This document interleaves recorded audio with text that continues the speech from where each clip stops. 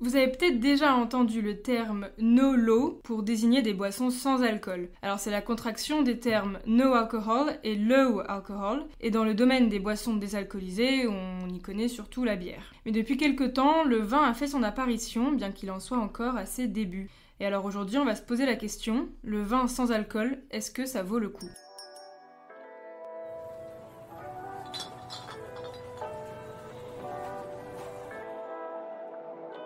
Alors pour commencer, ça vaut peut-être le coup de faire un petit point réglementation. Vin sans alcool n'est pas vraiment utilisé. On le dit comme ça, oralement. Mais c'est autorisé seulement pour les boissons dans lesquelles la présence d'alcool est indétectable, c'est-à-dire moins de 0,1 degré, en gros. Et c'est pas vraiment le cas pour les vins désalcoolisés.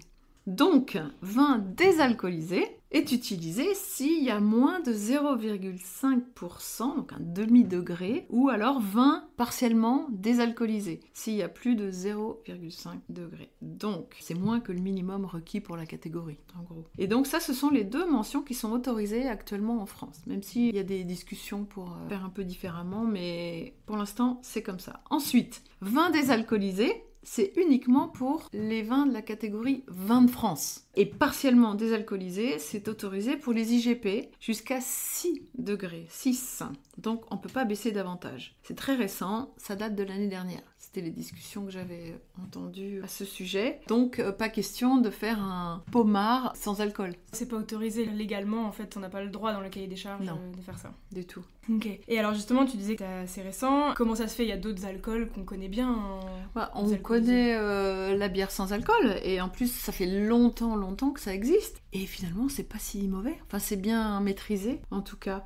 Mais on voit aussi de plus en plus des spiritueux, des cocktails sans alcool. Mais le vin reste encore assez timide. Pour donner quelques chiffres plus concrets, 28% des Français consomment des no-low, et majoritairement les 25-35 ans. Donc, parmi les consommateurs de ces no-low, il y a 65% qui consomment de la bière sans alcool, 48% de cocktails sans alcool, et seulement 10% qui consomment du vin désalcoolisé. Donc ça reste encore très faible. Et pourtant, on sait aussi en parallèle que la consommation de vin diminue. J'ai vu sur les 15 dernières années, elle a baissé de 7000 hectolitres par an. Et alors comment ça se fait que pour pallier à ça, les vignerons ne se soient pas précipités justement sur le concept du vin désalcoolisé ?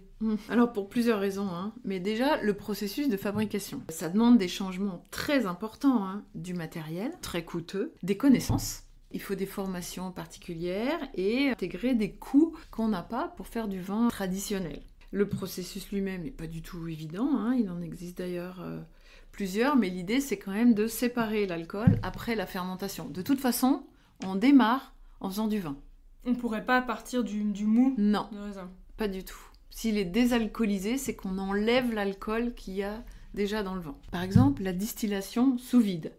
Donc sous faible pression, on chauffe doucement, l'alcool s'évapore à une température qui est inférieure que l'eau, et c'est pas si mal parce que la température n'est pas trop élevée, donc ça limite la perte des arômes, parce que c'est un peu ça le danger de ces vins, je mets des guillemets. L'osmose inverse, par exemple, c'est quand on utilise une membrane qui est semi-perméable, comme ça on peut séparer l'alcool du reste, ça fait un espèce de tri à travers une membrane qui est semi-perméable. Cette méthode aussi est intéressante parce qu'elle préserve pas trop mal, ou un peu, les composants aromatiques du vin. Et puis, il y a aussi l'évaporation par colonne rotative. C'est un peu dans la même idée que la première méthode, en distillation sous vide, mais là, l'eau et l'alcool s'évaporent. Ensuite, on récupère l'eau par condensation et on récupère les arômes qui avaient été séparés aussi, et ensuite on réassemble en laissant de côté l'alcool.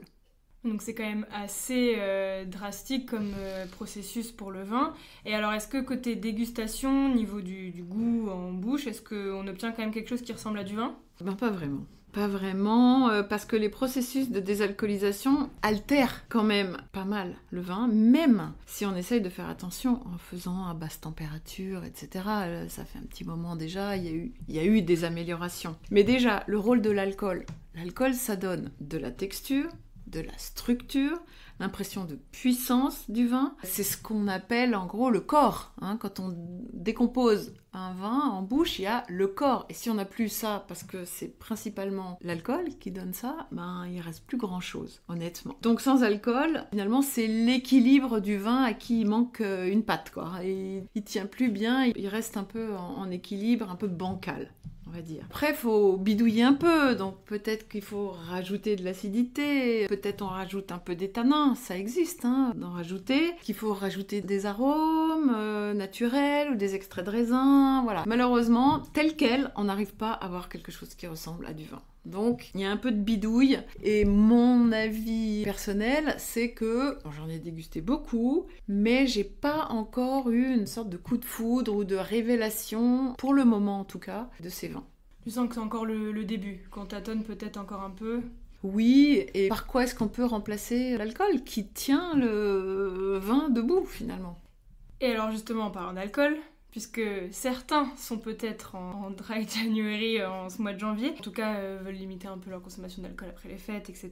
Si on a envie de boire un vin qui est peu alcoolisé, ou en tout cas moins alcoolisé, est-ce que là tu aurais des recommandations? Oui, alors c'est peut-être l'occasion de se tourner vers des vins qui sont produits ailleurs qu'en France. Parce que si on aime un petit peu de sucrosité dans les vins, mais finalement, pendant le processus de fermentation, on peut arrêter la fermentation pour éviter que plus de sucre ne soit transformé en alcool. Donc on bloque à 4, 5, 6, 7 degrés d'alcool et puis le reste c'est du sucre qui n'a pas été fermenté. Donc c'est comme ça que l'équilibre se crée entre la sucrosité, très peu d'alcool et cette impression de fruits très exacerbée. Je pense notamment au Moscato d'Asti ou au vin de la Moselle en Allemagne, qui sont d'ailleurs des vins de grande garde, grâce à cette acidité naturelle qui justement aide à ne pas basculer le vin dans un déséquilibre. Il y a aussi tous ces cépages autochtones français qui avaient été un peu délaissés justement parce qu'ils produisent pas beaucoup d'alcool naturellement, à une époque où on rémunérait les viticulteurs au degré d'alcool. Aujourd'hui on revient un petit peu en arrière avec ces cépages autochtones qui grimpent pas très haut mais qui sont fabuleux pour ça, pour limiter. Est-ce que tu as quelques exemples peut-être pour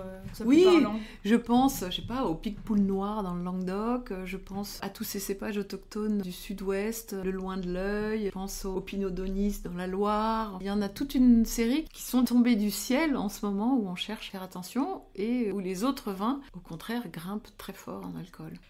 Bon voilà, vous êtes parés pour un presque dry January si vous partez sur ces dernières options. Et dans le prochain épisode, on lancera une petite série autour des régions du vin. On partira faire un tour de France avec un épisode autour d'une région par mois. Et on commencera par l'Alsace.